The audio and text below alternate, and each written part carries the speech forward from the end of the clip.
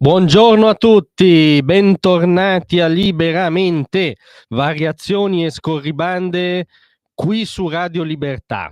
Allora stamattina stendiamo proprio un'ode sperticata, senza ritegno e senza ritrosie, a Matteo Salvini. E voi direte, vabbè Sallusti adesso sta esagerando, insomma un minimo di continenza. No, ma perché sapete perché? Perché è su un tema dove fioccano non solo l'odio di sinistra che abbiamo visto, non solo l'ideologia filoislamista che poi prende corpo in iniziative, vedi Flottiglia e affini, ma anche sta prendendo corpo una certa timidezza, un certo nascondimento dell'opinione, diciamo, e della politica in senso lato di centrodestra, e Matteo Salvini invece segna una felice eccezione. Il tema è Israele, il Medio Oriente, quello che è accaduto e sta accadendo in quello spicchio di mondo che poi spesso coincide con, diciamo, la temperatura incandescente della contemporaneità. Succede allora che Matteo Salvini dà un'intervista al canale israeliano I24 News,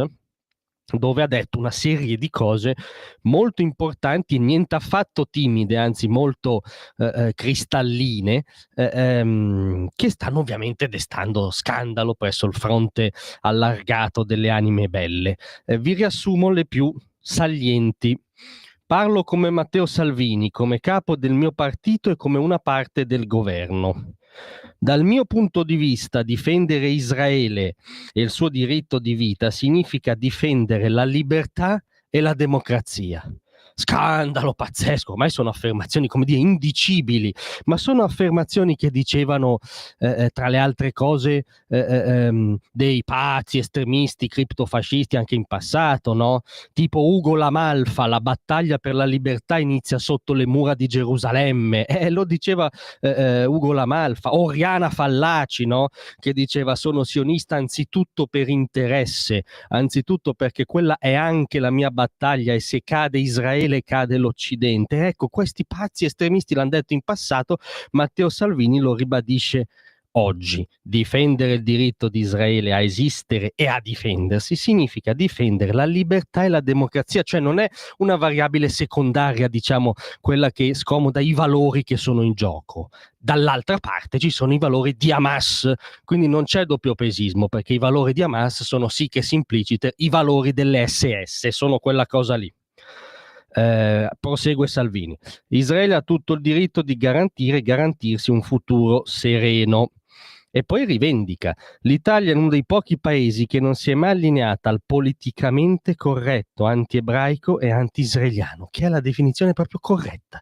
Il politicamente corretto anti-ebraico e anti-israeliano, in quanto anti-occidentale, tra l'altro, in quanto malato di oicofobia, diceva Sir Roger Scruton, no? Cioè il politicamente corretto occidentale che odia se stesso, odia la propria cultura, odia le proprie libertà, sta dando spettacolo ormai in modo senza alcun freno inibitorio residuo sulla questione israelo-palestinese. Cioè ormai l'idolo di questo paese è diventato un comico in disarmo che in TV ha gridato a un rappresentante pacato e dialogante della Federazione di Amicizia Italia-Israele: non ti lascio parlare, non esiste contraddittorio, ti prendo a pugni. E questo signore, la spalla di Reggio, no? Enzo Iacchetti, è il nuovo idolo del progressismo nostrano, per dire l'impazzimento. Ecco, Salvini ripristina l'ABC con queste dichiarazioni che stanno dando scandalo.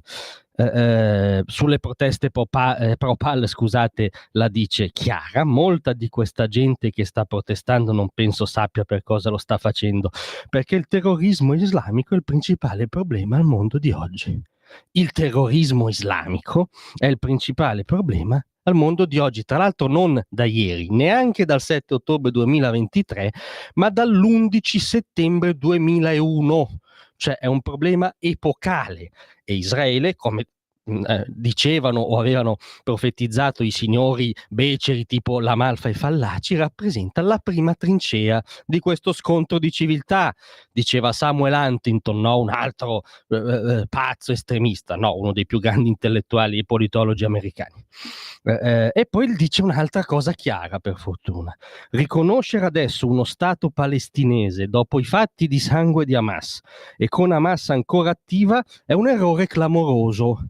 Ecco, magari sommessamente, se il ministro degli esteri Antonio Tajani si segnasse questa prospettiva chiara, è un errore clamoroso. Sradicare Hamas è nell'interesse dei ragazzi israeliani e palestinesi.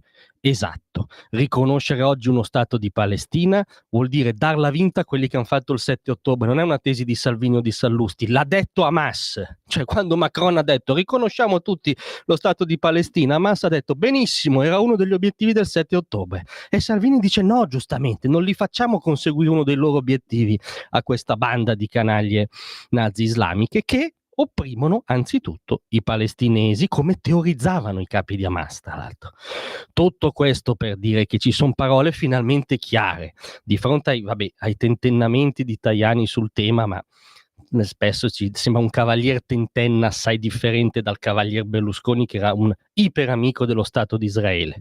Diverso anche da una certa equivicinanza recente, no, della Premier, che sempre molto istituzionale, sembra riesumare un po' l'atteggiamento di Andreotti rispetto a Israele e Palestina. Ecco, Salvini dice chiaro che gli uomini liberi stanno con Israele e noi diciamo per fortuna. Grazie a tutti, rimanete con noi perché tra poco c'è la nostra intervista settimanale